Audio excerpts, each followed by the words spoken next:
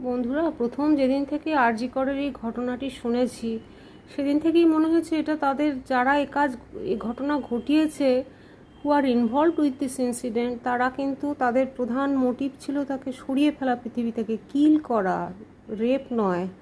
রেপটা তাদের প্রধান উদ্দেশ্য ছিল। যেহেতু মহিলা, কিল করার পর রেপ করে পুরুষের শক্তি প্রদর্শন করা, আর যাকে বলে এটা করবো না, ওটা না করলে আর আমি পুরুষ কিসের, এই এই হচ্ছে তাদের মেন্টালিটি। আর হচ্ছে যে সিবিআই সিবিআই সিবিআই শুনে কান ঝালাপালা হয়ে গেল পরশুদিন থেকে।